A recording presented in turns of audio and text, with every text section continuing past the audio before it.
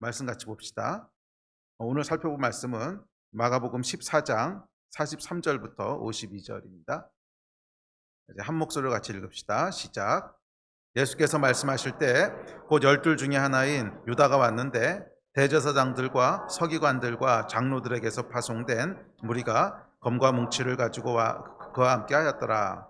예수를 파는 자가 이미 그들과 군호를 짜 이르되 내가 입맞추는 자가 그이니 그를 잡아 단단히 끌어가라 하였는지라. 이에 와서 곧 예수께 나와 랍비여 하고 입을 맞추니 그들이 예수께 손을 대어 잡거늘 곁에 서 있는 자 중에 한 사람이 칼을 빼어 대제사장의 종을 쳐 그 귀를 떨어뜨리니라. 예수께서 무리에게 말씀하여 이르시되 너희가 강도를 잡는 것 같이 검과 뭉치를 가지고 나를 잡으러 나왔느냐. 내가 날마다 너희와 함께 성전에 있으면서 가르쳤으되 너희가 나를 잡지 아니하였도다. 그러나 이는 성경을 이루려 함이니라 하시더라. 제자들이 다 예수를 버리고 도망하니라. 한 청년이 벗은 몸에 베호디브를 두르고 예수를 따라가다가 무리에게 잡힘에 베호디브를 버리고 벗은 몸으로 도망하니라. 아멘. 그 마가복음 42번째 시간입니다. 그 지난 2주에 걸쳐서 특별히 십자가가 드러내는 것들이라고 하는 주제로 말씀을 살펴보고 있는데 오늘은 십자가가 드러내는 것들 세 번째 시간입니다. 십자가에는 지난주에도 말씀드렸지만 특별한 능력이 있는데 그것은 뭐냐 하면 십자가 앞에 서는 사람 또는 십자가를 맞이하는 사람 안에 있는 죄의 민낯들을 다 드러낸다는 거예요. 우리 안에 그 무엇이 있는지 또 숨겨져 있고 또 나도 잘 모르고 있고 또 어떨 땐 눌려 있고 그런 내 안에 있는 것들을 다 드러내는 능력이 십자가 위에 있습니다. 그 드러내는 능력이 십자가 안에 있는 이유는 무엇이냐면 예수께서 십자가에서 무엇을 처리하셨는지를 정확히 우리에게 알려주는 거죠. 우리 안에 있는 그 죄의 모습들, 또 우리 안에 있는 타락한 현실들, 또 우리 안에 있는 무기력함들 그런 것들을 드러내시면서 예수께서 십자가에서 처리하신 것이 무엇인지를 우리에게 알게 하십니다. 그런데 그것은 단순히 알게 하시는 것을 넘어서서 실제로 그것을 처리하셨다는 거예요.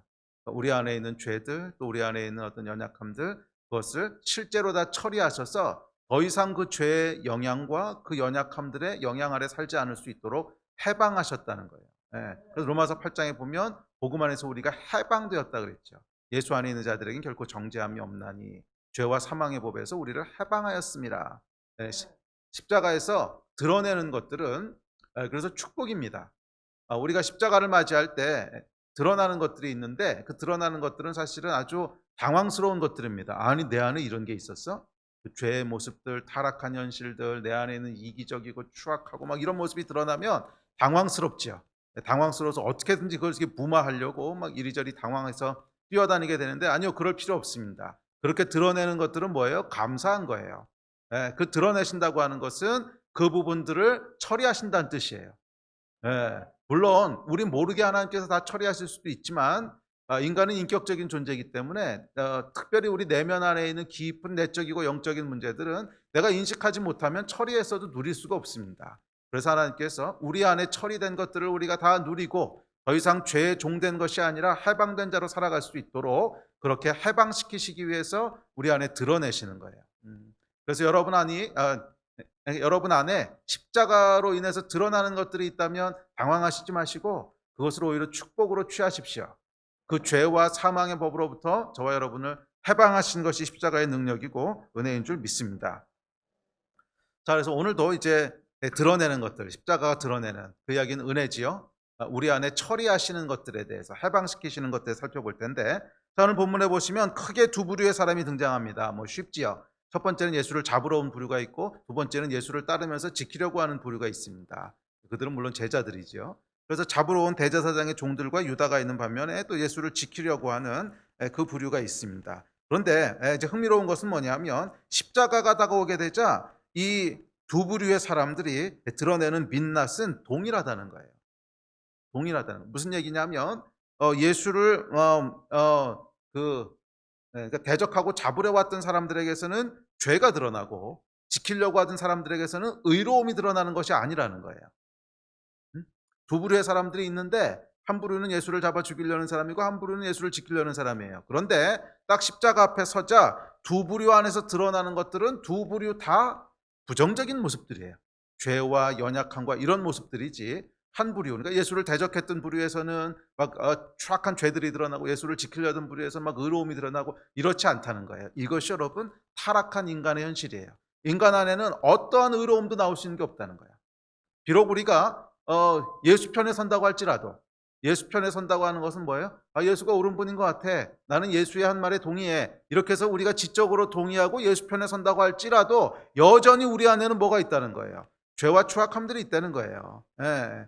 그렇게 우리가 예수에게 지적으로 동의하고 그래서 복음이 맞는 것 같아, 그래서 그 편에 선다고 해서 우리 안에서 나오는 것들이 의로움이 아니라는 거예요. 많은 경우에 우리가 착각하는 것이 있습니다. 우리가 예수 편에 서 있으면 의로운 존재가 된다고 생각을 해. 예, 신분상 의로운 존재가 되는 건 맞습니다. 하나님께서 우리를 의롭게 여겨주시는 거죠. 의롭게 여겨주 신분상 의로운 존재가 되고 의로움의 옷을 입혀주신다 그랬어요. 옷을 입혀주신다고 하는 건 뭐냐 하면 옷 안에 있는 존재는 여전히 나라는 거야. 의롭다고 하는 옷을 입혀주신 거지. 그래서 우리를 의롭게 봐주시는 거죠. 그래서 그 구약의 제사에 보면 흥미로운 제사 방법이 있죠. 짐승을 잡아서 피를 뿌리는데 그 밑에 이제 십계명이 궤가 있죠. 성궤가 있고 성궤 안에 십계명이 있고 십계명 옆에 무슨 모세 쌍난지판 있고 이런 게 있는데 그 위에다가 피를 쫙 뿌립니다. 그 얘기는 뭐냐면 이 모세의 십계명이 상징하는 것은 인간에 대한 저주고 인간에 대한 죄예요. 죄를, 그런데 그 위에 피를 뿌리심으로 하나님께서 그 죄를 보시지 않겠다는 거야. 죄가 없어진 게 아니야. 그냥 그건 그대로 있어. 근데 그 위에 피를 뿌리셔서 겉옷을 입히셔서 의롭게 봐주시는 거지. 저와 여러분은 뭐 심지어 거듭나고 났다고 해도 우리 안에 있는 이 죄가 다 해결된 게 아니라는 거예요. 그렇지 않습니까? 뭐 거듭났다고 해서 갑자기 의로운 존재가 되는 게 아니잖아요. 우리 안에는 여전히 그런 그 죄와 타락과 더러운 현실들이 그대로 존재하죠. 그래서 우리가 예수 믿고 거듭난 후에도 뭐 깊은 하나님의 임재 가운데 십자가를 대면하게 되면 우리 안에 있는 죄를 보게 되고 회개하게 되고 이러잖아요. 뭐 이제 그렇지 않다면 회개할 이유가 뭐가 있겠어요? 한 번에 다 의롭게 되고 끝나는 거면. 그것을 성경에서는 성화 과정이라 그러죠. 성화. 우리의 신분이 의롭게 되는 건 한 번에 이루어져요. 칭의.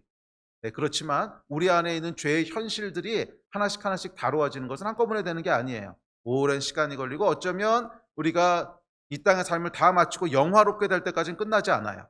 그러니까 이 땅을 살아가는 저와 여러분 안에는 여전히 십자가를 대면하면 뭐가 올라온다는 거예요? 죄와 추악함들이 올라온다는 거예요. 그 사실을 꼭 기억하십시오. 의롭게 된 존재들이 아니야. 의롭게 칭해 주신 존재들이지. 그러나 감사한 것은 예수께서 매일매일 날마다 우리가 대면하는 우리 안에 있는 죄악들을 십자가에서 실질적으로 처리하심으로 말미암아 조금씩 죄로부터 해방시켜 가시는 거죠. 조금씩 죄의 권능으로부터 해방되어서 점점점 예수께서 원하시는 그 온전함으로 하루하루 나아가는 과정 가운데 있는 거죠. 자, 그것들을 잘 기억하시기 바랍니다. 그래서 어쨌거나 이 두 부류의 사람들에게서 드러나는 것은 뭐 한쪽은 죄고 또 한쪽은 의로움이고 이런 것이 아니라 두 부류 다 죄와 부족함이라고 하는 타락한 인간의 현실을 그대로 드러내고 있습니다. 그러니까 이게 참 슬프고 가슴 아픈 일이죠. 인간은 비록 예수 편에 서려고 노력한다고 할지라도 우리 안에 의로움으로 충만케 되는 게 아니라는 거예요. 여전히 우리 안에는 죄가 있고 여전히 우리 안에는 연약함이 있습니다. 자, 그래서 예수를 대적하는 편에 서 있던 아니면 예수를 지지하는 편에 서 있던 십자가 앞에 섰을 때 드러나게 되는 타락한 인간의 민낯은 뭐냐 하면 죄와 연약함입니다. 죄와 연약함. 네. 그래서 오늘은 이 말씀을 가지고 이 두 부류의 사람들에게서 드러나는 것에 대해서 그 죄와 연약함에 대해서 함께 살펴보려고 하는데 사실은 근데 이 두 부류의 사람들이요 똑같지는 않아요. 드러나는 것이 똑같지는 않아. 여전히 죄고 여전히 타락이긴 하지만 조금 다른 종류의 죄들이 드러나게 됩니다. 그래서 오늘 두 부류의 사람들을 살펴보면서 두 부류의 죄악들 그리고 그것이 어떻게 차이가 있고 어떻게 해결하시는지 하는 말씀들을 함께 살펴보려고 합니다. 자, 오늘 살펴볼 주제는 죄와 연약함에 대한 것입니다. 사실 이 둘은요 같은 말이에요. 사람들은 연약함은 죄와는 다른 거라고 생각합니다.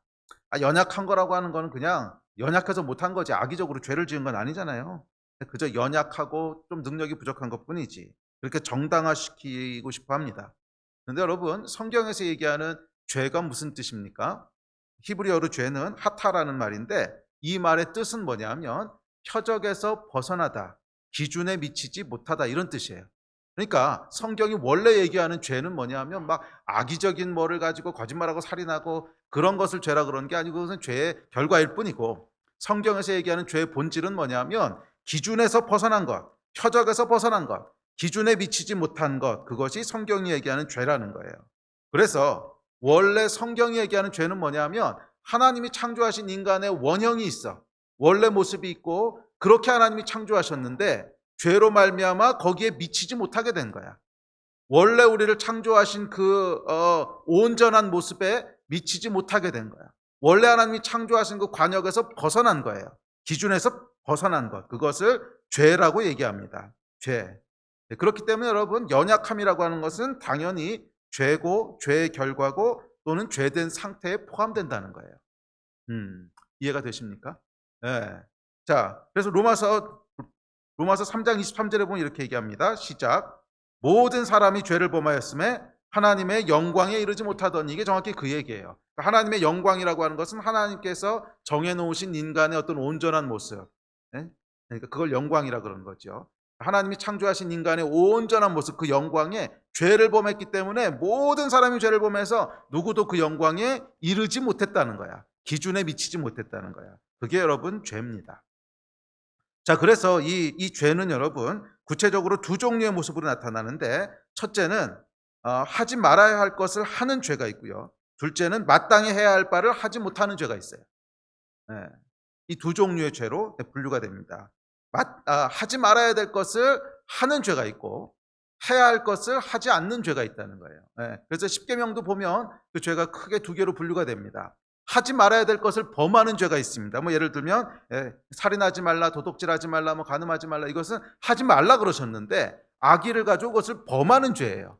그런 죄가 있는 반면 마땅히 해야 될 것들이 있어요. 예를 들면 부모를 공경해라, 안식일을 지켜라, 마땅히 해야 될 일이 있는데 그것을 하지 못하는 경우가 있어요. 이것도 죄입니다. 자, 그래서 죄는 두 계열의 죄가 있는데 하지 말라 계열의 죄가 있고요, 하라 계열의 죄가 있다는 거예요.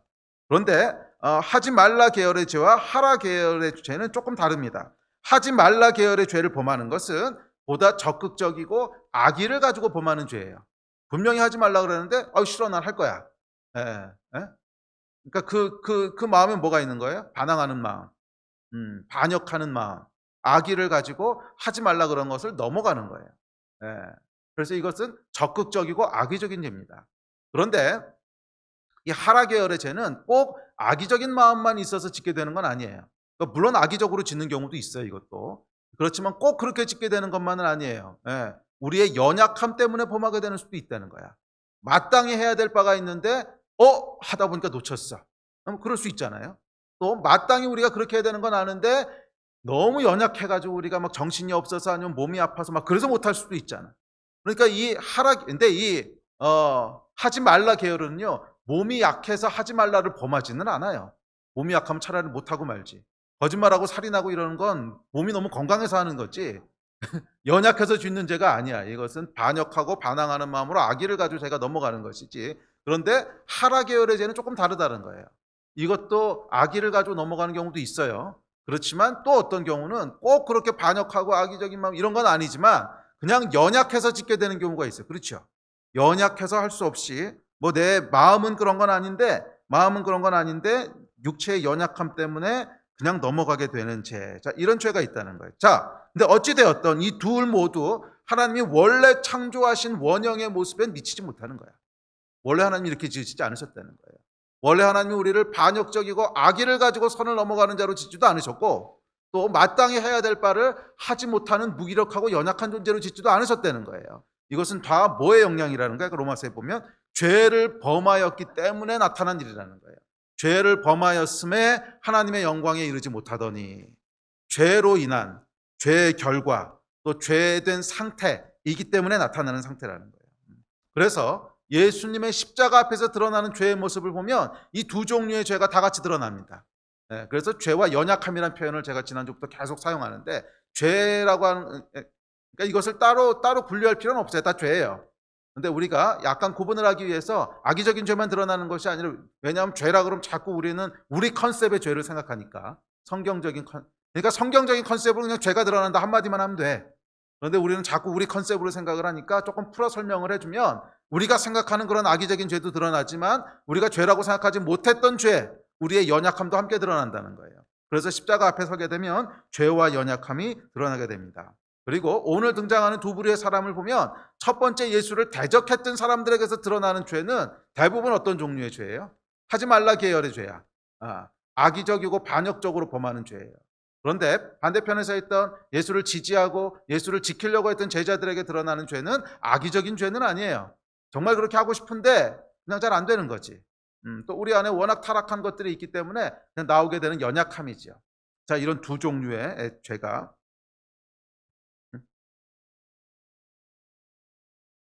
두 종류의 죄가 드러나게 됩니다. 자, 이 두 종류의 죄에 대해서 오늘 살펴보도록 합시다. 자, 첫 번째 부류의 사람들부터 살펴보겠습니다. 그러니까 이 사람들에 드러나는 죄는 악의적이고 적극적인 죄예요. 배신한 유다가 검과 뭉치를 가지고 예수를 찾아옵니다. 십자가에서 드러나는, 또 십자가가 드러내는 이 첫 번째 부류의 사람들의 죄악은 연약함이라는 소극적인 의미의 죄가 아니에요.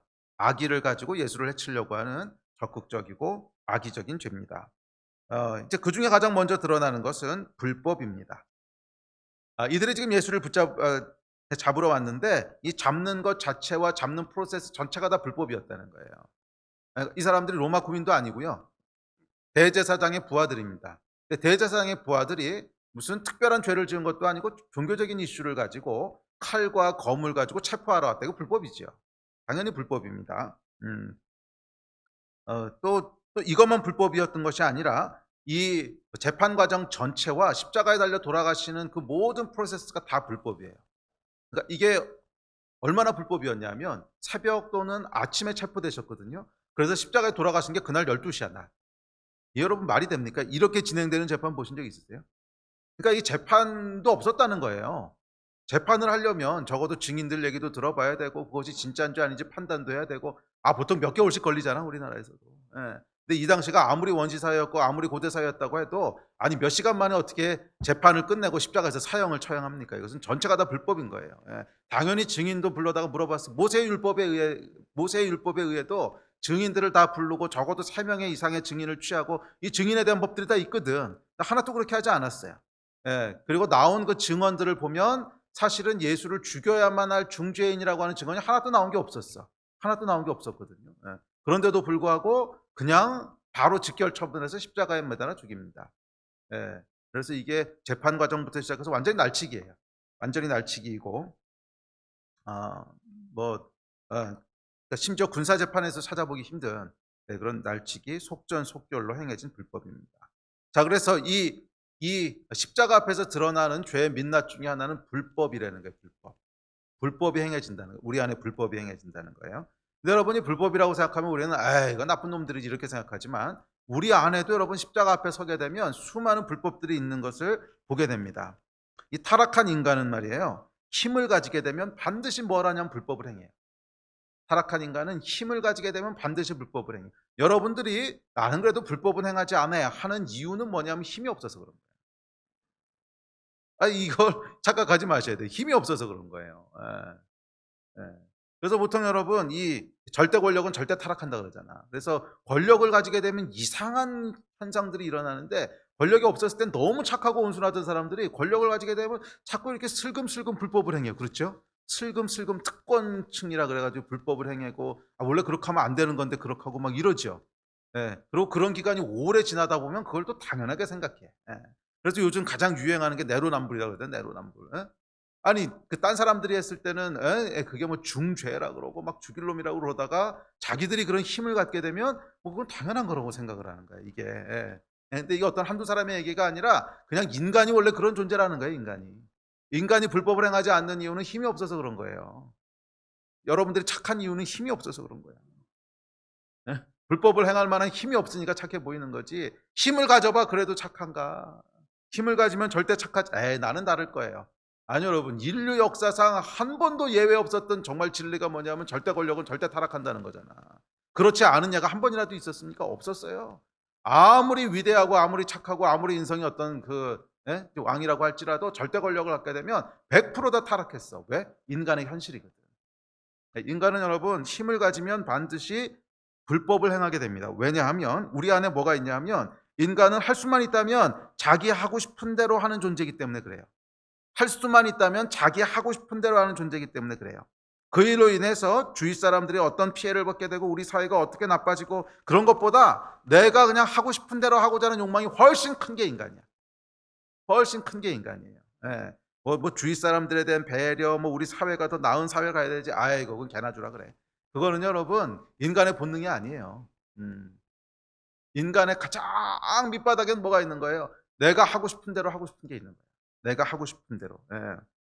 그래서 그렇게 할 수 있는 힘을 얻게 되잖아요. 그러면 그렇게 해요. 힘이 없어서 이제 못 그러는 거죠. 그래서 인간 안에 있는 이런 내가 하고 싶은 대로 하고 싶다는 제어할 수 없는 무엇보다도 커다란 욕망을 그대로 놔두면 사회가 엉망이 되니까 그렇게 못하도록 누르는 게 뭐예요? 법질서죠. 아니 그렇지 않다면 뭐하러 법질서를 만들겠어요? 사람이 다 그냥 알아서 법이 없어도 알아서 다 자기 욕망보단 다른 사람 배려하고 이런 거라면 뭐 법이 필요가 없지. 법을 만들어 놓은 이유는 우리의 힘을 빼앗아서 제어하는 거예요. 그렇게 마음대로 할 수 있는 힘을 뺏어서 자기 마음대로 못하도록 해주는 게 법질서잖아요. 그래서 이 법질서가 존재한다고 하는 것 자체가 뭐예요? 인간은 그냥 두면 자기 하고 싶은 대로 하는 존재라는 뜻이죠. 법이 없이 여러분 사회가 온전하게 돌아가는 예가 한 번이라도 있었나 생각 없지요. 한 번도 없어요. 그렇게 돌아가는 사회도 없고 그렇게 돌아갔던 역사도 없어요. 그것은 인간은 힘이 있으면 자기가 하고 싶은 대로 하는 존재라는 거예요. 그래서 그 힘을 제어하기 위해서 법을 만들어서 그렇게 못하도록 눌러놓는 거죠. 그렇게 하게 되면 감옥 가야 되고 벌금 내야 되고 뭐 그러니까 못하는 거지. 안 하는 게 아니고 못하는 거지. 우리 정확히 합시다. 안 하는 게 아니고 못하는 거죠. 그게 저와 여러분의 모습입니다. 자, 이것이 여러분 불법의 본질이고 사실은 성경이 얘기하는 죄의 본질입니다. 요한일서에 보면 죄를 이렇게 얘기합니다. 시작. 죄를 짓는 자마다 불법을 행하나니 죄는 불법이라. 이게 죄의 본질이라는 거예요. 성경이 이야기하는 선악과 그 원죄가 뭐야? 내가 하고 싶은 대로 하겠다는 게 바로 죄라는 거예요. 그게 바로 불법이라는 거야. 내가 하고 싶은 대로 하니까 법이 있어도 그냥 넘어가겠다는 거지. 그게 이제 죄의 본질이고 죄를 짓는 자마다 불법을 행하나니, 그러니까 죄는 뭐예요? 하지 말아야 될 것도 내가 하고 싶으면 그냥 넘어가는 불법을 행하는 거야. 죄는 불법이라. 선악과가 여러분 뭐예요? 내가 하고 싶은 대로 한다. 이게 선악과잖아. 아무리 하나님이 따먹지 말라고 하셨어도 내가 따먹고 싶어. 그러면 하겠다는 거야. 이게 불법이잖아요. 아무리 하나님이 금하셨어도 내가 하고 싶은 거니까 해. 인간은 여러분 하나님이 금하셔도 자기가 하고 싶으면 해. 그게 죄라는 거예요. 그래서 죄는 불법이라 이렇게 얘기합니다. 죄는 법을 넘어서는 거야 그냥. 그리고 거기서 한 걸음 더 나가서 무엇이 법이고 무엇이 불법인지도 아예 내가 정해. 그게 선악과의 의미죠. 무엇이 선이고 무엇이 악인지는 내가 결정하겠어. 그냥 선을 넘어가는 불법 정도가 아니라 무엇이 법이고 무엇이 불법인지 자체를 내가 결정하겠다는 거예요. 이게 여러분 죄의 본질이고 저와 여러분의 깊은 뿌리 속에 다 있는 거예요. 그래서 예수님이 십자가를 지신 거예요. 저와 여러분 안에도 여러분 겉은 멀쩡해 보여도 안에 보면 이게 다 있어. 내가 하고 싶은 대로 하고 싶고 내가 원하는 대로 기준을 정하고 싶고 내가 무엇이 선이고 무엇이 악인지를 결정하고 싶고 그래서 요즘 여러분 가장 많이 유행하는 게 뭐야? 내로남불이라고 그러잖아. 기준을 그냥 내가 정하는 거야. 내로남불이 여러분 저는 성경의 죄를 가장 잘 묘사하는 단어라고 믿습니다. 내가 하면 로맨스고 남이 하면 불륜이야. 이게 뭐예요 여러분? 기준을 그냥 나로 정한 거야. 내가 하는 건 그냥 선한 거야. 네가 하는 건 나쁜 거야. 똑같은 일을 해도. 그게 여러분 죄예요. 죄. 그게 성경이 얘기하는 죄야. 죄의 가장 뿌리예요. 그리고 이것을 해결하려고 예수님 십자가에서 돌아가신 거예요. 그래서 선과 악 자체를 나를 중심으로 결정해요. 선과 악 자체를 나를 중심으로 결정해요. 내가 하는 것은 그냥 선한 것이고 그래서 나는 의로운 사람이고 딴 사람 얘기한다고 생각하지 마요. 여러분도 다 그러고 있는 거예요. 나도 그러고 있는 거예요. 그러니까 인간 사회가 복잡한 거예요. 저 나쁜 놈 어떻게 그럴 수가 있어 막 그러는데 또 그쪽 사람은 저 나쁜 놈 이러고 있는 거잖아. 다 자기가 의롭고 저 사람이 나쁜 놈이잖아. 안 그래요? 다 자기는 의롭고 저 사람은 나쁜 놈이잖아. 그게 여러분 우리 안에 다 충배해 있는 거야. 이게 죄라는 거예요. 이게. 불법을 행하는. 영원한 기준은 하나님 한 분이신데 그것을 다 무시하고 내가 마음대로 나는 의로운 존재고 저놈은 나쁜 놈이고, 나는 의로운 존재고 저놈은 틀렸고, 내로남. 이게 불법의 본질입니다. 죄는 불법이라 그랬거든요. 십자가 앞에서 드러나는 죄의 현실입니다. 자, 두 번째로 드러나는 것은 폭력입니다. 47절 48절 시작. 곁에 있는 자 중에 한 사람이 칼을 빼어 대제사장의 종을 쳐 그 귀를 떨어뜨리니라. 예수께서 무리에게 말씀하여 이르시되 너희가 강도를 잡는 것 같이 검과 뭉치를 가지고 나를 잡으러 왔느냐. 예, 칼, 검, 뭉치 다 뭐예요? 예수를 잡으러 온 자나 예수를 지키려 한 자나 다 뭘 사용해? 폭력을 사용합니다. 불법의 결과는 많은 경우 폭력으로 이어집니다. 불법의 결과는 많은 경우 폭력으로 이어집니다. 내가 원하는 대로 하고 싶은데 저놈들이 안 받쳐줘. 그럼 힘을 쓰는 거죠. 예. 내가 원하는 대로 하고 싶은데 저놈들이 안 받쳐줘. 예. 그러면 칼을 빼서 휘두릅니다. 그러면 뭐 예. 그러니까 오늘날 같은 경우에 뭐 칼과 뭉치나 이런 거 쓰는 건 조금 너무 과격하니까 그럼 이제 뭘 해요? SNS에 올리죠. 저 안 받쳐주는 나쁜 놈들에 대한 폭력을 쫙 SNS로 올리든지 뭐 아니면은 뭐 말로 하여간 험한 일을 하든지 가서 해코지를 하든지 폭력을 사용한단 말이에요. 왜? 내가 원하는 대로 해야 되는데 이게 안 따라오거든. 그러면 폭력을 쓰게 됩니다. 자, 그래서 오늘 본문에도 보시면 예수를 지키는 자도 그랬고 예수를 잡으러 온 자도 똑같았어요. 검과 뭉치를 가지고 오고 이쪽도 칼을 빼서 싸우고. 예. 이 불법과 폭력은 모두 자기중심성의 악의적인 표현입니다. 불법도 그렇고 폭력도 그렇고 자기중심성의 악의적인 표현이에요. 물론 다른 모든 죄들도 역시 근본은 자기중심성이지만 특히 불법과 폭력은요, 이 자기중심성이 거의 아무 여과도 없이 그대로 표현되는 죄의 날모습이야. 그냥 아무 여과 없이. 예. 내 안에 있는 내 마음대로 할 거야 라는 선악과의 유아적인 민낯을 비열하고 악의적이고 비인격적으로 표출하는 게 폭력이에요. 예. 이 폭력이라는 죄는 우리 뒤에 가서 다시 한번 다룰 거라서 오늘 여기까지 하고 넘어갈 텐데, 예. 십자가상에 달리는 과정이 다 폭력이죠. 근데 폭력이라는 죄는 죄 중에서도 가장 유아적인 죄고 비열한 죄고 비인격적인 죄예요. 왜 유아적이냐면 힘 자랑하는 거잖아. 내 힘이 세 이거잖아. 아이고 정말 유치해. 근데 그게 폭력이야. 얼마나 유치하면, 아니 얼마나 유치하면 내가 힘 더 세 이렇게 하고 있게. 이게 죄 중에서 가장 유치하고 유아적인 죄가 폭력이고 또 비열한 죄예요. 아니 오직 못났으면 그래 폭력을 써. 비열한 죄야. 오직 못났으면 폭력을 써. 딴 걸로 안 되니까 폭력 쓴다는 거 아니야. 가진 게 힘밖에 없어. 비열하고 또 비인격적이야. 또 맞는 사람을 개 패듯이 팬다 그러죠. 사람이 아니고 개로 보는. 근데 사실은 자기가 개인데. 그게 여러분 폭력이에요. 그래서 폭력은요 모든 죄 중에서 제일 유아적이고 비열하고 비인격적이에요. 그리고 스스로도 개라고 왕왕하고 짖고 다니는 게 폭력이에요. 자, 세 번째로 드러내는 모습이 있습니다. 세 번째로 드러내는 모습은 위선입니다. 위선. 45절에 보면 이렇게 얘기합니다. 시작. 이에 와서 곧 예수께 나와 랍비여 하고 입을 맞추니, 야 여러분 참 대단한 사람 아닙니까? 지금 예수를 팔아넘기려고 배신했는데 유다가 와가지고 랍비야 그러고 끌어안고 입을 맞추고 인사했다는 거야. 야 이건 죽일 놈. 이게 위선이죠. 위선. 십자가 앞에서 드러나는 죄의 민낯 중에 하나는 위선입니다. 위선이란 뭐냐 하면 꾸며낸 선이란 뜻이죠. 예, 거짓될 위에다가 뭐 선할 선자. 그래서 위선. 거짓된 꾸며낸 선이라는 거. 그 사람들은 배신하고 폭력과 불법을 행하면서도 겉으로는 선한 척 보이고 싶어 해요. 이게 이제 죄야. 근데 겉과 속이 다른 거지. 내 속으로는 막 미워하고 죽이고 싶고 막 욕하고 배신하고 이러면서도 겉으로는 전혀 안 그런 척. 아주 고상한 척.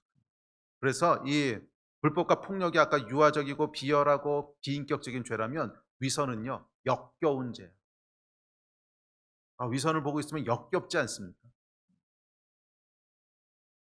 우리가 뭐 작년에 있었던 건 정치인들 비리 사건들 이런 거 보면서 그 사람들이 가장 많이 이렇게 분노했던 게 뭐예요? 역겨움이잖아. 어? 겉으로는 전혀 아닌 것 같은데 속으로는 그 특권이나 불법을 막 행하는 모습을 보면서 아이씨 막 역겨워 이러고 나온 거잖아요. 예. 역겨움이에요.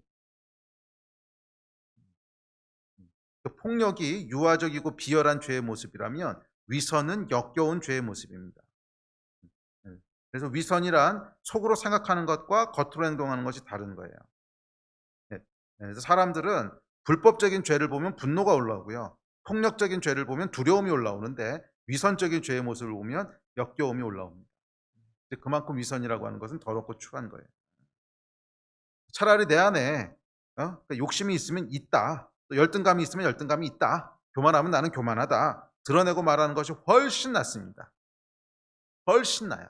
그런데 마치 아무 문제도 없다는 듯 나는 인자하고 겸손하고 의로운 듯 라삐역하고 입맞추는 위선을 보고 있으면 절망적이고 역겹고 소망이 없습니다. 네, 여러분 이게 저와 여러분의 모습이라는 거예요. 우리 안에도 그렇잖아요. 여기 지금 멀쩡히 와서 앉아 있지만 솔직히 까놓고 보면 여기 앉아 있을 사람 별로 없어요. 예, 창피하고 쪽팔려서 다 어디 숨어 있고 싶지. 근데 우리가 다 이렇게 위선의 옷을 입고 이렇게 앉아 있는 거 아닙니까? 십자가는 여러분 이것들을 드러낸다는 거예요. 그래서 십자가 앞에 서게 되면 민망해요. 당황스러워요. 근데 여러분 민망하고 당황스러워하시면 안 되고 대면하셔야 돼요. 십자가를 드러낸다고 하는 것은 그 죄의 사슬로부터 우리를 해방시키시겠다. 그것을 여러분 대면하십시오. 자, 두 번째 종류의 사람들이 있습니다. 제자들이에요. 하라 계열의 죄. 하라 계열의 죄. 하라 계열의 죄라고 하는 건 뭡니까? 꼭 악의적으로 죄를 짓는 건 아니야. 나도 그러고 싶진 않아. 근데 우리 안에 연약함 때문에 그렇게 하게 되는 이런 종류의 죄가 있다는 거예요. 이것은 예수님께서 취급하실 때 똑같이 취급하시는 않는 것 같아요. 같은 죄라고 하더라도 똑같이 취급하진 않는 것. 자, 근데 어쨌거나 해결돼야 될 죄인 건 맞아요. 이 부분도 해결되지 않으면 결국 그냥 하나님의 심판 앞에 서게 되는 거예요. 어쩔 수 없이. 자, 마땅히 해야 될 것을 연약함으로 하지 못하는 죄에 대해서 살펴봅시다. 우리 지난주에 살펴봤던 본문인데 38절에 보면 예수께서 제자들에게 이렇게 말씀하십니다. 시작. 시험에 들지 않게 깨어 있어 기도하라. 마음에는 원이로되 육신이 약하도다 하시고. 여러분, 사람은 타락한 인간, 하나님을 떠난 인간은요, 마음이 원한다고 다 할 수 있는 게 아니라는 거예요. 그렇지 않습니까? 마음이 원한다고 다 할 수 있으세요? 아니요. 마음에 원한다고 다 할 수 없다는 거예요. 마음에 원해도. 그래서 타락한 인간은 그 마음에 원하는 것조차 마음대로 할 수 없는 존재가 됐습니다. 그러니까 이 상황에서 여러분 분명히 예수께서 굉장히 힘들어하시는 걸 제자들이 알았어요. 야, 이런 모습은 처음 보는데 지금 굉장히 심각한 순간인데 제자들의 마음은 어땠겠어요? 야, 이때는 우리가 깨어서 기도해야 되겠구나. 야, 이때라도 우리가 스승님을 도와드려야지. 분명히 마음은 그 마음으로 충만했어. 그런데 현실은 잤어. 자, 이거 말이에요. 마음만은 확실했습니다. 마음은 분명히 있었어요. 그런데 몸은 안 따라와. 자, 이게 여러분 바로 타락한 인간, 예, 예, 하나님을 떠난 인간, 죄 가운데 있는 인간의 현실입니다. 삶의 통제권을 잃어버린 거예요. 그러니까 죄의 한 가지 결과는 삶의 통제권을 잃어버리는 거예요. 그래서 하나님을 떠난 인간의 연약함을 묘사하는 가장 정확한 표현 중에 하나예요. 삶의 통제권을 잃어버린 인간. 원래 하나님의 인간을 창조하실 때 어떻게 창조하셨어요? 천하 만물을 다스리도록 창조하셨어요. 창세기 1장 28절 같이 봅시다. 시작. 그들에게 복을 주시며 하나님이 그들에게 이르시되 생육하고 번성하며 땅에 충만하라. 땅을 정복하라. 바다의 물고기와 하늘의 새와 땅에 움직이는 모든 생물을 다스리라 하시니라. 분명히 하나님이 인간을 어떤 존재로 만드셨냐면 땅과 하늘에 있는 모든 것을 다스리고 통치하는 위대한 존재로 만드셨어요. 이게 하나님이 인간에게 주신 복이었어요. 복을 주셨는데 그 복이 뭐냐 하면 땅의 모든 만물을 통치하고 다스리는 복을 주셨다는 거예요. 그런 영광과 위대함으로 인간을 만드셨는데 그런 위대한 존재가 만물은 고사하고 자기 삶에 대한 통제권도 제대로 발휘를 못해. 이 갭이 보이십니까? 만물을 창조하라고 만드셨는데 만물은 고사하고 자기 육체 하나 통제를 못해요. 야, 이 하나님을 떠난 인간은 만물은 고사하고 자기 삶의 통제권조차 유지하지 못하는 비참한 존재가 되었습니다. 여러분은 어떻습니까? 삶의 통제권을 계속 유지하고 계십니까? 마음이 원하는 대로 삶이 움직여지십니까? 마음이 원하면 행동이 따라주십니까? 안 되죠. 이번 주부터 내가 매일 새벽에 1시간씩 기도할 거야. 그 진심을 제가 믿습니다. 근데 잘 되든가요? 물론 되는 사람도 있긴 한데. 또 오늘부터 내가 절대로 화를 내지 않을 거야. 진심은 제가 알아요. 안 되잖아. 또 우리 학생들은 정말 오늘부터는 열심히 공부할 거야. 그랬으면 전부 다 뭐 좋은 대학 갔겠지. 안 되잖아. 그 마음이 여러분 거짓말이었습니까? 아니지. 마음은 진심이었어. 그래서 예수님이 인간에게 하시는 말씀이에요. 마음은 원이로다. 마음이 진심인 거 안 되는 거야. 육신이 약하도다. 마음이 원하는 대로 안 되는 연약한 인생이요. 그게 우리의 현실이라는 거예요. 자, 그런데 더욱더 심각한 것은 뭐냐면 마음이 원하는 대로 통제되지 않는 삶이 너무 오래되니까 익숙해지는 거예요. 그러다 보니까 그게 그냥 당연한 것이 돼. 원래 인간은 그런 거야. 인간이 어떻게 원하는 대로 다 되겠어. 원래 안 되는 거야. 끝. 더 이상의 기대도, 더 이상의 소망도, 더 이상의 변화에 대한 노력도 없어요. 원래 그냥 그런 거야. 이게 패배가 너무 오래 지속되다 보면요, 그냥 패배가 당연한 게 돼요. 통제가 안 되는 게 너무 오래 지속되다 보면 통제가 안 되는 게 당연한 게 돼요. 그래서 심지어 예수 믿고 거듭난 후에도 그렇습니다. 실패는 당연한 거고, 삶이 통제되지 않는 것도 원래 그런 거고, 결심해도 결심한 대로 안 되는 것은 뭐 당연한 거고. 예수 믿고 나서도 그래요. 죄의 결과에 굴복한 채 패배를 운명처럼 받아들이며 살아갑니다. 아니요, 여러분, 이건 당연한 게 아니죠. 이건 여러분의 운명도 아니에요. 원래 여러분의 데스티니는 뭐예요? 만물을 다스리도록 지음받은 존재야. 그게 데스티니예요. 내 삶 하나 통제가 안 돼가지고서 이건 그냥 어쩔 수 없는 거야. 이게 우리의 데스티니가 아니라는 거야. 그건 여러분 죄예요. 죄. 왜 죄냐 하면 하나님의 기준에 미치지 못하거든. 원래 여러분을 그렇게 만드신 게 아니거든요. 원래 하나님이 저와 여러분을 창조하셨을 때는 내 삶을 통제하는 것 정도가 아니라 만물을 다스리고 통제할 수 있는 하나님의 영광된 모습으로 만드셨단 말이에요. 그게 저와 여러분의 데스티니고 운명인데 그거에 훨씬 못 미쳐서 만물은 고사하고 내 마음대로 삶이 통제되지 않는 이 비참한 현실, 그것을 운명처럼 패배처럼 받아들이며 살아가는 이 비참한 현실, 비참하고 무기력한 현실. 자, 이것이 여러분 죄의 결과고, 그래서 하나님이 죄에 대해서 진노하시는 거예요. 기억하십시오, 여러분. 삶이 통제되지 않는 것은 당연한 게 아니에요. 삶이 통제되지 않는 것은 내 의지가 원래 그런 거야, 원래 그런 게 아니에요. 죄의 결과예요. 잘 기억하십시오. 명확히 성경이 얘기해요. 성경이 뭐라 그랬냐면 성령의 열매 중에 셀프 컨트롤이 있어. 셀프 컨트롤은 뭐예요? 절제. 절제라는 게 뭐야? 내가 원하는 대로 삶을 할 수 있는 게 절제야. 성령의 열매 중에 절제의 열매가 있다는 거야. 뭐예요? 예수 믿은 자들에게는 원래의 데스티니가 회복돼서 우리 삶이 통제권을 되찾을 수 있다는 거예요. 삶이 허물어져 계신 분들 계속 그 패배의식 속에 살아가면 안 돼요.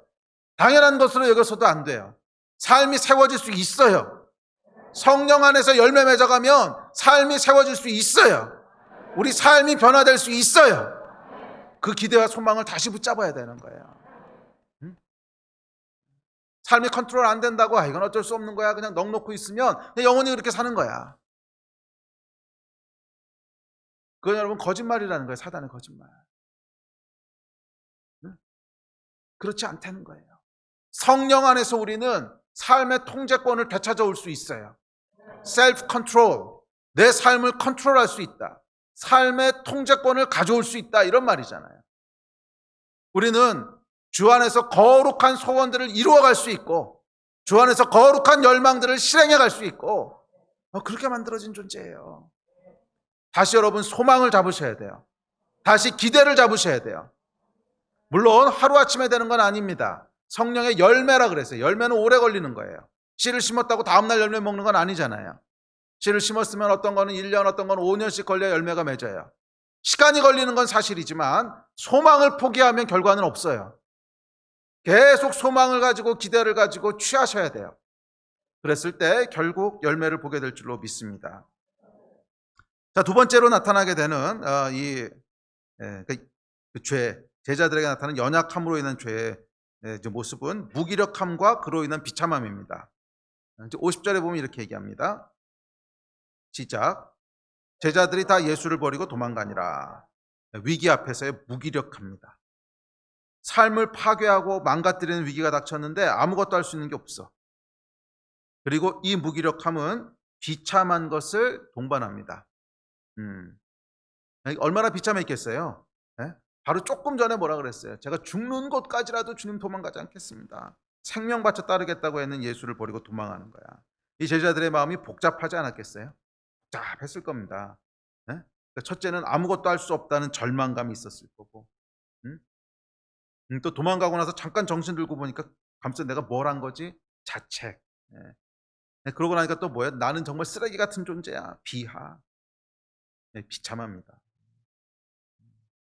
그래서 이 무기력함은요 항상 비참함을 동반합니다.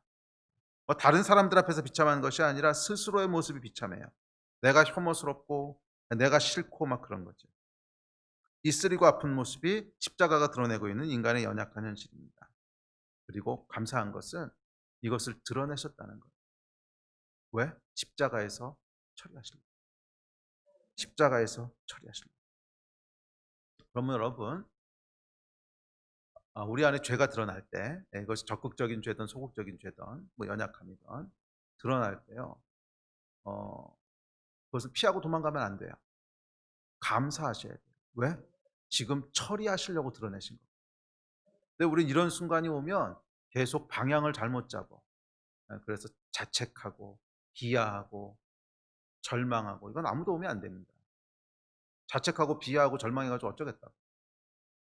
거기는 아무런 해답이 없어요. 그것은 점점점 어둠으로 빠져드는 마귀의 거짓말일 뿐입니다. 자책할 게 뭐 있어요? 어차피 그런 건데요. 자책한다고 하는 건 뭔 줄 알아? 교만하다. 내가 안 그럴 줄 알았다는 거지. 이게 얼마나 교만한 거야. 내가 안 그럴 줄 알았다. 다른 사람은 다 그래도 나는 안 그럴 줄 알았다. 이 자기의 이거 다루시는 거야. 너는 의로운 존재가 아니야. 너는 스스로 의로워질 수 있는 존재도 아니야. 너는 하나님의 은혜가 필요해. 이거 가르쳐 주시는 거거든. 그래서 이런 연약함들이 드러날 때 막 난리를 칩니다. 난리를 치거나 굴로 들어가서 숨거나 어디로 없어지거나 그런 적 굉장히 많아요. 저도 옛날에 초창기 때 그냥 우리 교회 막 개척하고 좀 미안한 얘기긴 하지만 미안할 거 없지 뭐 인간이다 그런. 예. 또 우리 교회 최초의 사역자가 이제 김아무개라고 요르단에 있는 그 친구였죠. 지금 선교사님이신데 최초의 사역자였습니다. 최초의 사역자라서 저하고 둘이 이제 사무실을 지키고 있는데 종종 그랬어요. 어느 날 아침에 출근을 안 해. 아니 목사는 출근해가지고 있는데 간사가 출근을 안 해.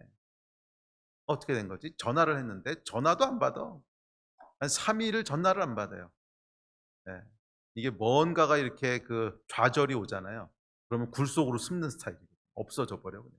흥방불명. 요즘은 안 그래요. 이게 뭐예요, 여러분? 우리 안에 있는 연약함이지, 연약. 또 어떤 사람이 연약함이 드러나면 이렇게 숨는 사람도 있고 어떤 사람은요, 이렇게 표출하는 사람도 있습니다. 표출할 때는 어떻게 표출하냐면, 다른 사람에 대한 비난으로 표출해요. 그게 나 때문이 아니고 너 때문에 그랬다는 거예요. 그래서 사방을 비난하고 다닙니다. 너 때문에 그랬어, 너 때문에 그랬어, 너 때문이야, 너 때문이야. 이게 다 뭐예요? 자기 안에서 드러나는 어떤 모습을 인정하기 싫은 거거든요. 아니, 여러분, 그렇게 하면 안 돼요. 숨어도 안 되고 비난해도 안 되고 그냥 감사함으로 하나님 앞에 서야 돼요. 그것을 해결하시려고 드러내신 거예요. 그걸 해결하시려고 드러내신 거예요. 네? 그거 안 드러냈으면 내가 그런 존재라고 한 거 알았겠어요? 드러났을 때 감사하십시오. 예수께서 처리하십니다. 십자가에서 처리하세요. 변할 수 있어요. 아멘. 어, 세 번째, 마지막으로 세 번째 드러내시는 모습은 52절입니다. 시작. 베호디브를 버리고 벗은 몸으로 도망하니라. 죄의 결과 중 하나, 연약함의 결과 중 하나는 도피예요. 도피. 회피하고 도피하는 거. 우리의 연약함은 어떤 것을 돌파해가는 것이 아니라 도피하고 싶게 만듭니다. 우리의 연약함은 대면에서 돌파하는 것이 아니라, 대면에서 해결하는 것이 아니라 그것을 피하고 싶게 만듭니다. 나의 연약함으로는 이 상황을 감당할 수 없을 것 같아. 그래서 아예 그 상황을 피해버립니다. 근데 우리도 당황스러운 상황 앞에서 돌파 대신 도피를 선택하곤 하지 않습니까? 네. 그러니까 물리적인 상황에서 도피하는 것뿐만 아니라 사람과의 관계에 있어서도 그 결과를 대면하는 것이 두렵고 싫어서 대면에서 돌파하는 것을 피하기도 하고. 그러니까 뭐 그것은 배우자의 관계에서 나타나고, 또 어떨 때는 가장 많이 나타나는 건 자녀들과의 관계예요. 자녀들과의 관계에서 분명히 어떤 건 대면해야 될 게 있거든. 그것을 대면해서 돌파해야 될 게 있는데 두려운 거야. 귀찮고 두렵고 싫고. 예. 그래서 그냥 회피해. 돌파해야 되고 돌파하지 않고 그냥 좋게 좋게 마무리해. 좋게 좋게 마무리하고 넘어가고, 좋게 좋게 마무리하고 넘어가고. 이게 좋게 좋게 마무리하고 넘어가는 게 아니라 도피하는 거지. 그래서 관계에서 계속 도피하고, 또 어떨 때는 스스로의 문제도 그래요. 가장 심각한 거는 나 자신과의 대면이에요. 그러니까 내 안에 보면 대면하기 싫고 인정하기 싫고 그런 내가 있어. 예. 그래서 어떤 때는 하나님께서 여러 가지 사건과 상황들을 통해서 그 내 모습을 대면하게 하시거든요. 네 안에 있는 이런 모습 때문에 그런 거야. 어? 그럼 대면을 해야 되는데 대면하기 싫어요. 대면하기 싫고 또 두렵고, 그래서 도피해. 계속 다른 데로 돌려. 계속 시선을 다른 데로 돌려. 여러분, 타락한 인간은 연약함으로 인해서 대면하여 돌파하는 것 대신에 끊임없이 도피하게 하는 회피하고자 하는 본능을 갖게 됐습니다. 이걸 대면하고 인정해야, 그래야 문제가 해결이 되는데, 예, 그래야 문제가 해결이 되는데 그게 해결이 안 돼요. 잘 생각해 보십시오. 제자들이 지금 도망갔습니다. 만약 도망가지 않았다면 어떻게 됐을 것 같으세요?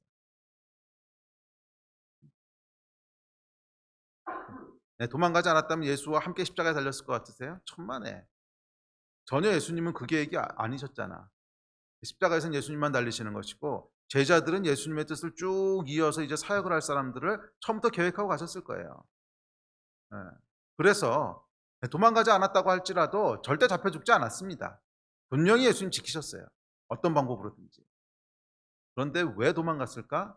믿음이 없어서 도망간 거예요. 우리가 왜 회피할 것 같으세요? 믿음이 없어서 회피하는 거예요. 예수께서 이것을 해결하실 거라고 하는 믿음이 없는 거죠. 예수께서 이 상황을 해결하실 거라는, 예수께서 내 안에 있는 이 문제를 해결하실 거라는 믿음이 없으니까 계속 도망가는 거예요. 그래서 저도 사역하면서 보니까 이 도망 다니는 사람이 제일 어려워요. 그걸 대면을 해야 그러면 그럼 우리 그 문제를 어떻게 해결할 수 있을지 기도해 보자. 그래서 기도도 하고 씨름도 하고 뭐 그러면서 변화가 되는데 대면을 안 해. 네. 계속 아니래. 네. 계속 부인을 해. 분명히 보이는데. 그러니까 예를 들면 뭐 이런 거죠. 그러니까 너 지금 안에 뭐 그러니까 두려움이 있지. 그 사건 때문에 지금 굉장히 마음이 힘들지. 아니요, 괜찮은데요. 그럼 그다음에 어떻게 할 수 있는 게 없는 거지. 어. 지금 너 그 마음에 유혹되는 게 있지. 아니요, 유혹 없는데요. 그럼 그다음에 어떻게 뭐 할 수 있는 게 없죠. 그러니까 이게 사역하면서 가장 어려운 점이에요. 그러니까 실제로 자기 안에 있는 것들을 인정을 하고 대면을 하면 그다음에 할 수 있는 게 있습니다. 뭐 두렵다든지 유혹이 있다든지 그럼 우리 한번 이제 믿음을 가지고 기도해 보자. 기도하고 하나님께 구하고, 또 다음 주에 만나서 조금 나아졌냐? 아니면 두려움이 여전히 있는데요. 그럼 두려움의 원인이 뭘까? 조금 더 찾아보고 또 그거 위해서 기도하고 믿음으로 대처 이렇게 하면 되는데, 아니 두렵지 않은데요? 아니 없는데요? 그럼 그 다음에 뭐 할 수 있는 게 없어. 됐지? 끝나는 거예요. 이게 여러분 드러내야 가능성이 있어요. 드러나야 소망이 있는 거예요. 그 드러내시는 이유는 저주하시기 위해서가 아니에요. 십자가는 저주가 아니라 오히려 저주를 처리하시기 위해서예요. 드러낼 때 십자가 앞으로 나가십시오. 계속 도망 다녀서는 여러분 뭐 해답이 없습니다. 계속 그 대면하는 걸 피하시면 안 돼요. 계속 인정하지 않고 피하고 이러면 안 돼요.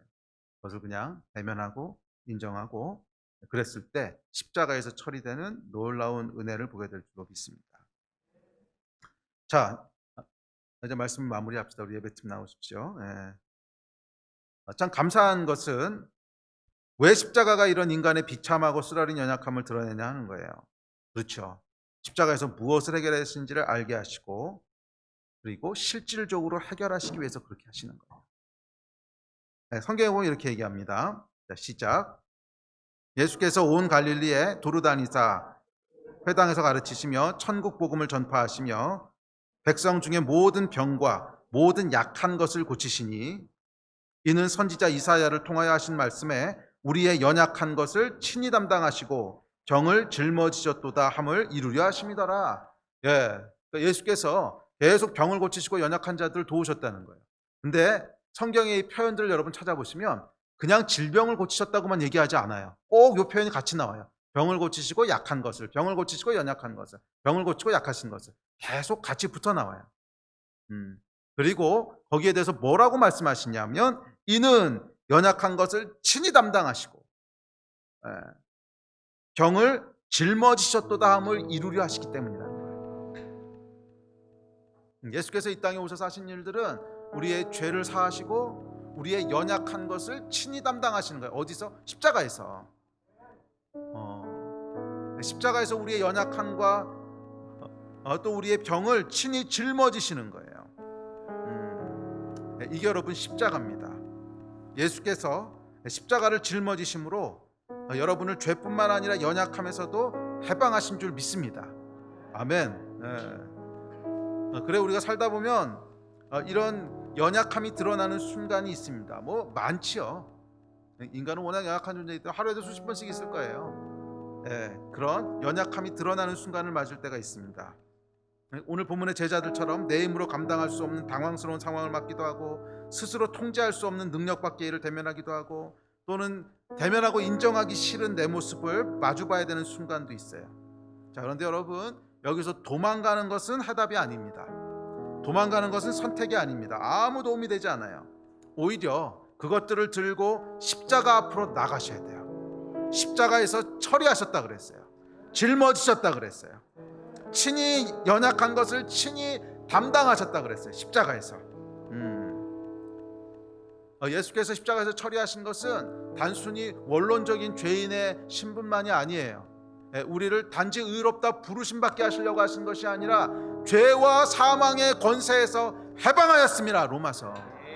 죄와 사망의 권세에서 해방하였습니다. 로마서 8장의 이 놀라운 진리는 단순히 칭의로 끝나는 것이 아니라 죄의 사슬에 매여 있는 이 땅의 이 연약하고 비참하고 무기력한 삶으로부터 해방시키신다는 거예요.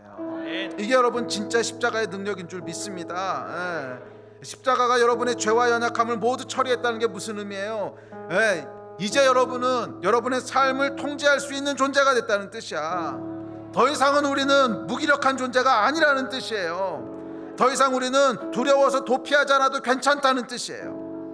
이 연약함과 무기력함과 두려움과 비참함은 십자가에서 모두 다 처리가 되었습니다. 믿으십니까? 이거를 믿을 때 우리가 비로소 해방될 수 있는 거예요.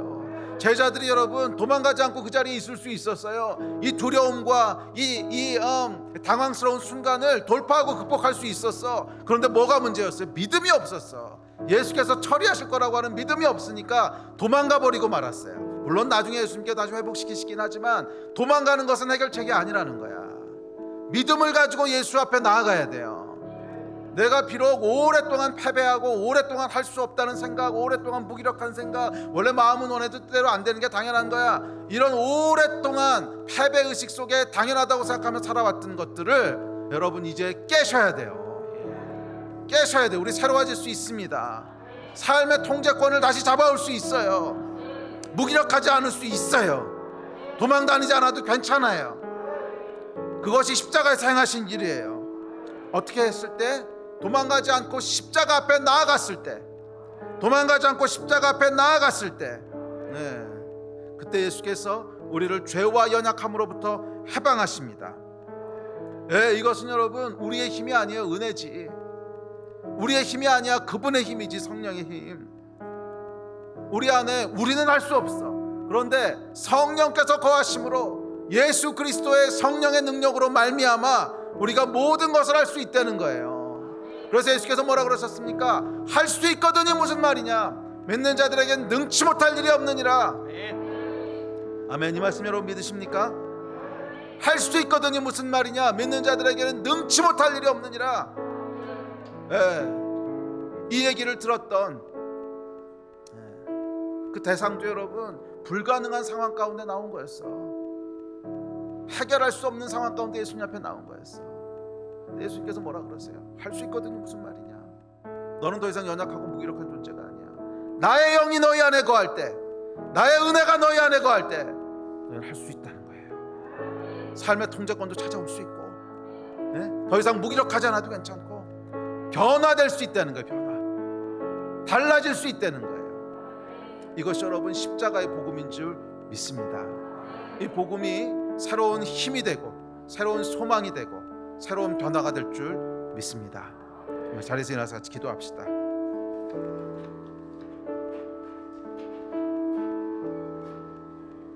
예수 앞에 나가셔야 돼요. 예수 앞에 나가셔야 돼요. 십자가 앞에 나가셔야 되고 믿음을 가지고 나가셔야 돼요. 믿음을 가지고 나가셔야 돼요. 예수께서 하실 수 있다. 예수께서 내 삶을 변화시키실 수 있다. 예수께서 내 안에 깊은 내면을 새롭게 하실 수 있다. 예수께서 내 안에 변화되지 않을 것 같은 내 모습을 변화시킬 수도 있다. 예수께서 이 불가능한 상황을 바꾸실 수 있다.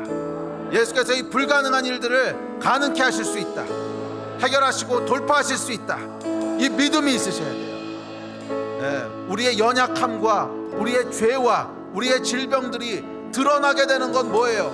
십자가에서 해결하신 것을 보여주시기 위해서예요. 아멘이십니까? 그것을 드러내는 것은 우리로 당황케 하고 수치스럽게 하고 도망가게 하기 위해서가 아니라 그것이 십자가 위에서 해결된 것을 경험하게 하시기 위해서예요. 아멘. 우리 같이 기도합시다. 예, 하나님, 십자가에서 해결하신 것을 믿습니다. 우리의 모든 연약함과 모든 죄가 십자가에서 해결되었음을 믿습니다. 믿는 자에게 능치 못할 일이 없는 것을 믿습니다. 주여, 이 예배가 그것을 직면하게 되고 그것을 돌파하게 되는 예배가 되게 하여 주시옵소서. 도와주시옵소서. 우리 마음 가지고 주여 3번 부르시고 합심해서 기도하시겠습니다.